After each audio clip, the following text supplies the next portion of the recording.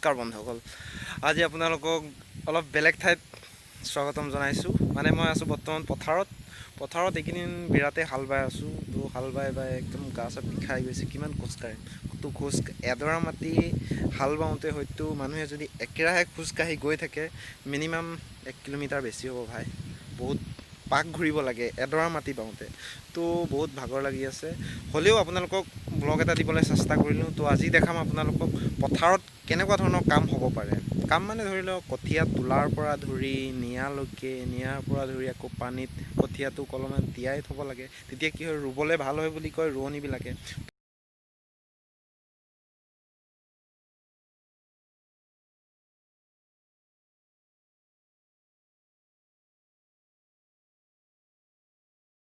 আপোনালোকক এইখিনিতে কথা এটা কওঁ, আপোনালোকে হয়তো ভাবিব পাৰে যে পথাৰত সকলোৱে কাম কৰে। জানো সকলোৱে কৰে, ময়ো কৰোঁ বা সকলোৱে কৰে, কিন্তু সেই বুলি মই নিজকে যেন পথাৰত ময়ে কাম কৰোঁ বুলি দেখুৱাবলৈ চেষ্টা কৰা নাই। জাষ্ট এণ্টাৰটেইনমেণ্টৰ কাৰণে এটা ব্লগ বনাই ৰাখিছোঁ।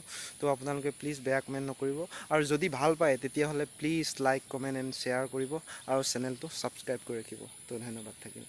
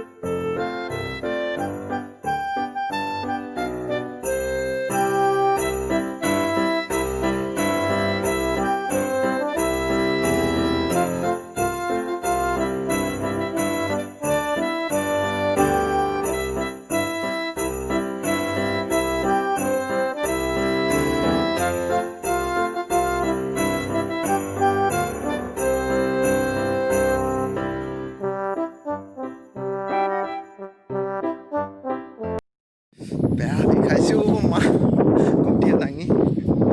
এইটো আমাৰ কৰ্মই হয়, তো কৰ্ম বুলি ভাবি লৈ আহি আছোঁ। বহুত বিষাইছে, ৱেট বহুত আছে। তো এতিয়া কঠীয়াটো পেলাম, তো আপোনালোকক দেখাই আছোঁ।